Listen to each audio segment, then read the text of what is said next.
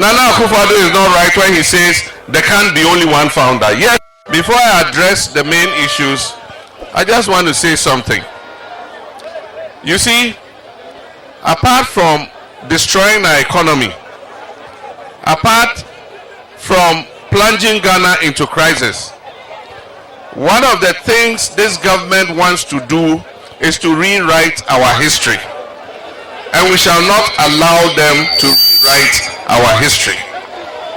Because the president said he does not accept that one person can be the founder of a nation.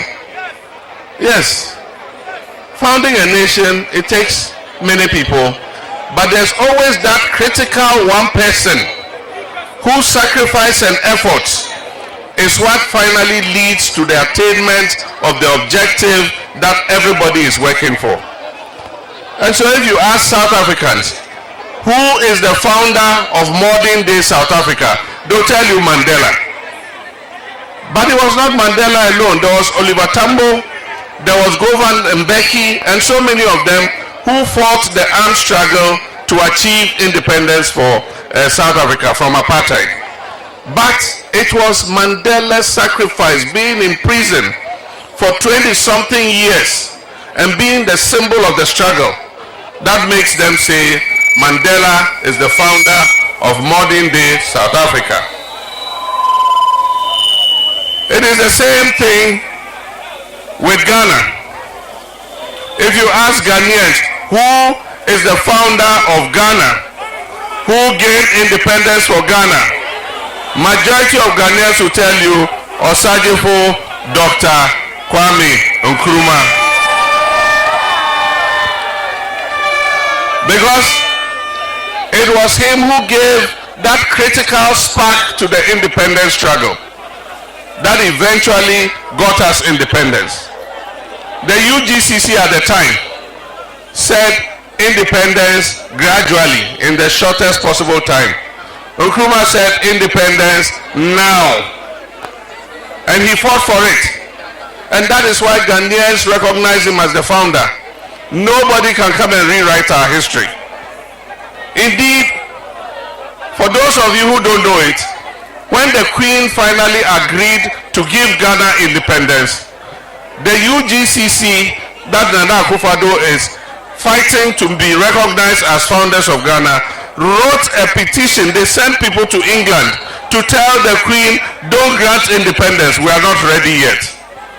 And so how can people like that be idea? Even if we are saying many people fought for independence, you cannot say UGCC was part of it because they were an obstacle to independence. And eventually when the motion of destiny for independence was being passed, these are the same people who walked out of parliament when Nkrumah was moving the motion of destiny. And so today you can't come and rewrite our history.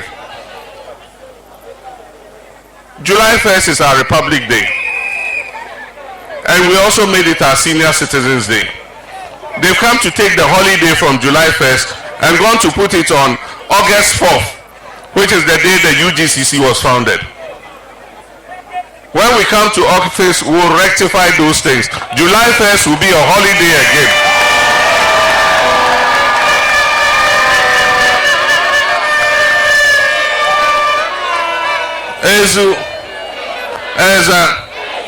If you say who is the founder of Ghana's Fourth Republic, it's obvious, it's J.J. Rawlings.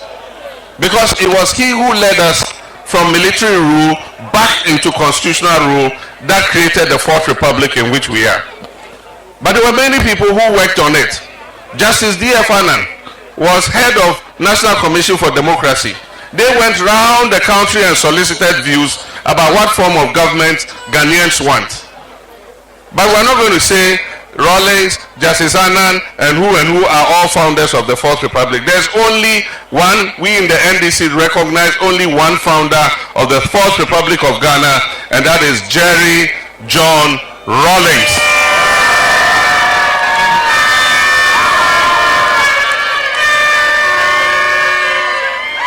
Nana Akufo-Addo is not right when he says there can't be only one founder. Yes, there can be one founder. But let's put that aside. Let's talk about ourselves. They don't like to hear what they said in the past. One of their communicators said when they hear a playback of the videos of what they said, they feel distressed. But we shan't stop reminding them of what they said. We shall continue to remind them. When they were saying they have the best economic management team, it says, economic management team, Honorable Osafo,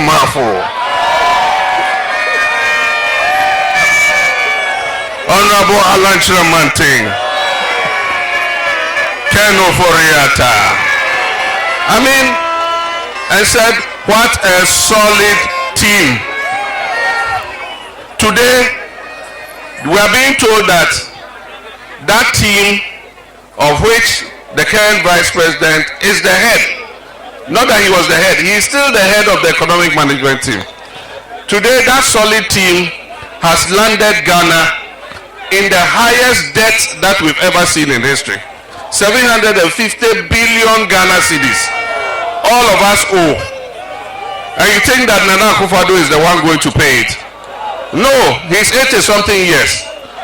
If God grants him some years, he still won't live long enough to pay 750 billion cedis. Who's going to pay 750 billion cedis? It's you, the youth of this country. It's you. And so they piled the debt, they've spent the money, and they've left the debt for you to come and pay. And the same people said, Ghana nye here mine. Ghana nye here mine. Yet is a castle, and so I come there.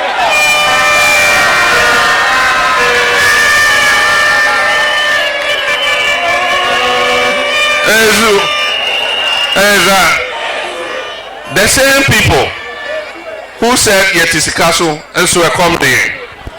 Today we are hungrier than 2016 when they made those comments. And you remember the other one?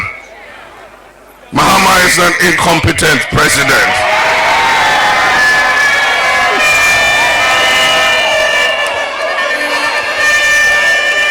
Incompetent. And I warned them. I said, hey, you've never been president before. You don't know what it is to lead a nation. And so be careful what you say. Today, I'm sure they've learned their lesson. Because God, by his grace, gave the power to them.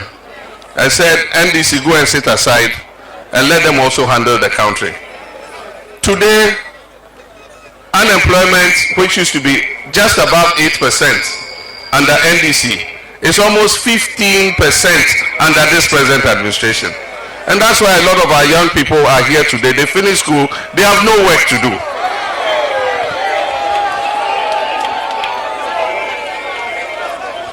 I remember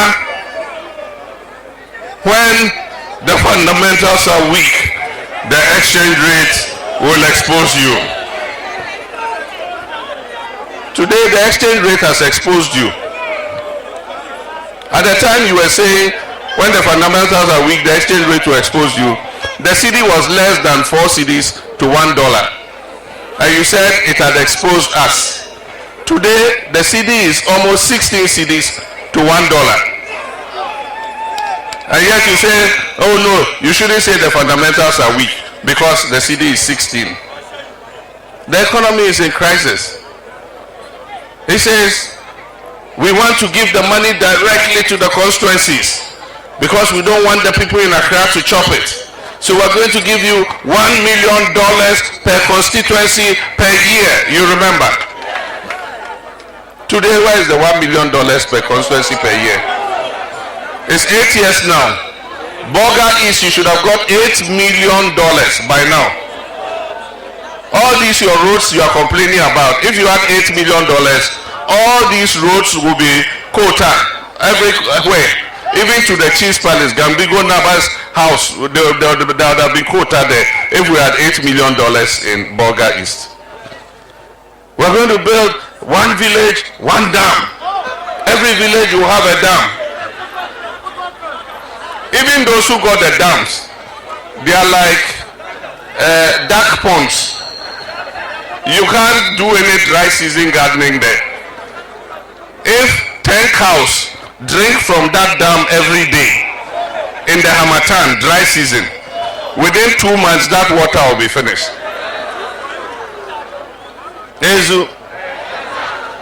We're going to provide every district with a factory. One district, one factory. One district, one factory. Boga, where's your factory?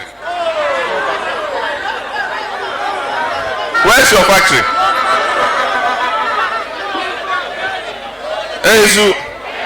You see, every day we will remind them of what they said, because you cannot take the people for a ride. They did it and got away with it in 2016, and they are going to come and lie to you again. Now the new one is that we will come and give all of you smartphones, and you pay 1 CD, 2 CDs, 1 CD, 2 CDs.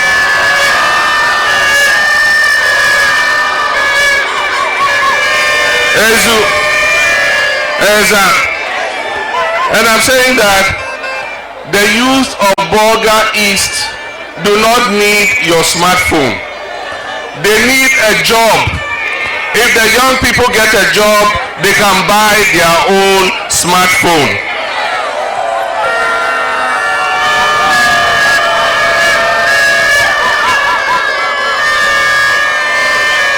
If the young people get a job, they can buy their own smartphone.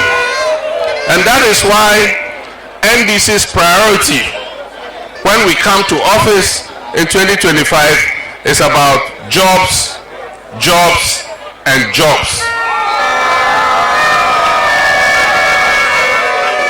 And that is why we are advocating the 24-hour economy. When I was doing the building Ghana tour, I promised Gambigo Naba and all the chiefs here that one of our priorities when we come back will be to revive Kwame Nkrumah's Zwarungu Meat Factory.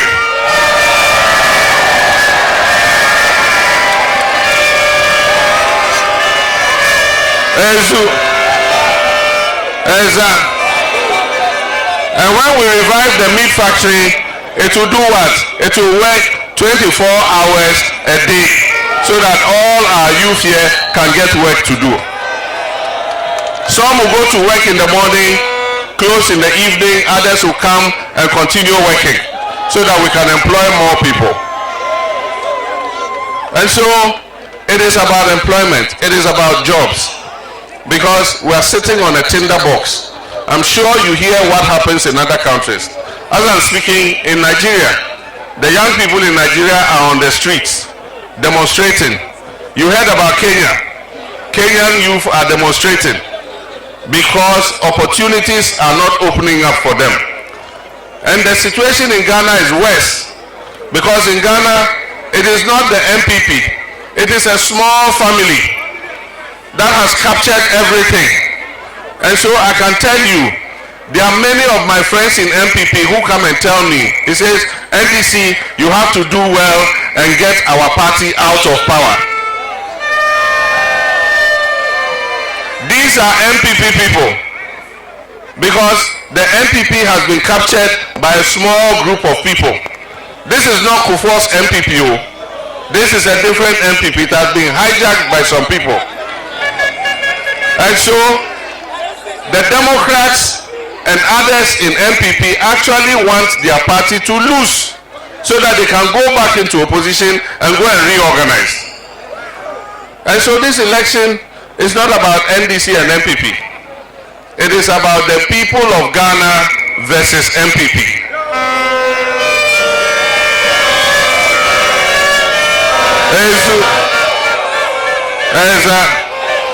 Ghanaians want to rescue their country from that family and friends government.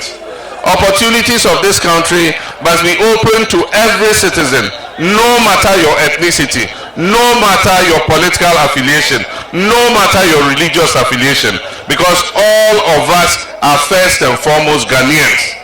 All the young people here, you deserve opportunity. We are going to stop that secret recruitment into the security services, They come and pick 1, 2, 3, 4 people and quietly go and put them there. No advertisement. When we come, we are going to come region by region and recruit so that all our young people also have the opportunity to join the security services.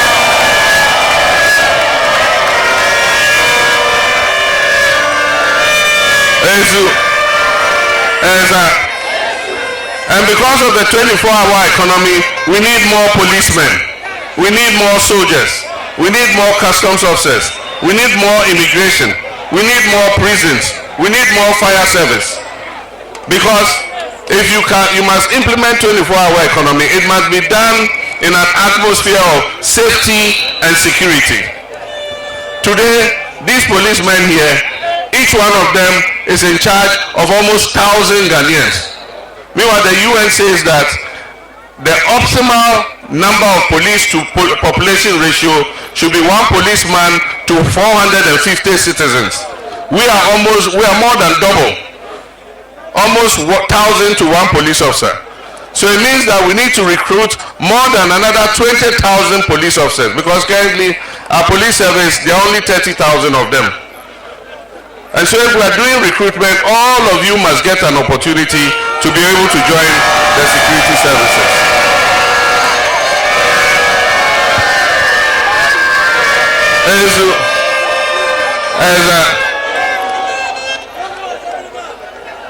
They said they have restored nursing trainee allowances. And what they haven't told the nurses, or what they refuse to tell Ghanaians, is that they owe the nurses about 30 months of arrears. And so when a small nursing trainee girl in Techiman goes and asks a question, he says, I came into nursing training 3 years ago, I'm in 3rd and final year, I've never seen nursing training allowance. Then he says, oh, I didn't know. So finance minister released some money and they go and pay them 3 months. Meanwhile, you owe them almost 30 months. For 3 years she has been in school, she's not got allowance. So what of those who are finished? Are they going to come back for their trainee allowances? You see, this government is only full of propaganda and deceit. And they say, when a snake bites you, when you see a worm, what do? You run away. And another one, they say a fool's something, they don't step on it twice. You can only step once. If you try to step again, he will resist you. They've deceived us once before. They've deceived us twice. Will we allow them to deceive us again the 3rd time? And so 7th December is our opportunity to make a change. We do not make promises, NDC, but when we come, we do the kinds of things that will better the lives of all our people. What is different between the two parties is NDC will come and build schools, build CHIPS compounds, health facilities, provide drinking water, extend electricity, do the roads and all that, so that we will benefit, our children will benefit, our grandchildren will benefit. But what does MPP do? They come, they will take 1, 2 or 3 out of you, add them to the family and friends, they will make money, and then they will come and be distributing that money to you, and be distributing the money to you. That money, you will spend it, and after you spend it, you will remain in your poverty. So the advice I give is, as we're going to elections, they will come with money, 500 cedis, 1,000 cedis, 200 cedis, like they did in Asinov. And the Asinov people said, we will take the money because it is our money. But when we go, we will vote according to where the truth is.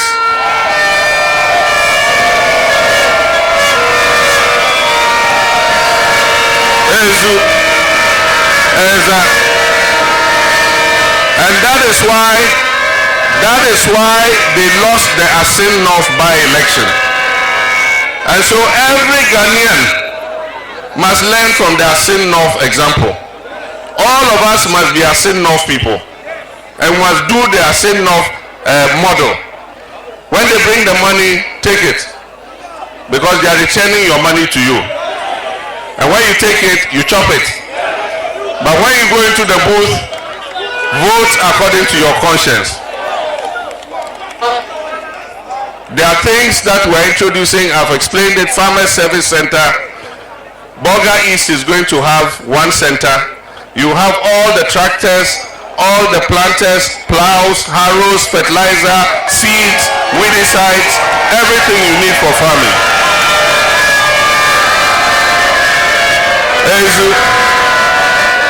And at the beginning of the farming season, if you are a registered farmer with the center, anything you need, just go to the center.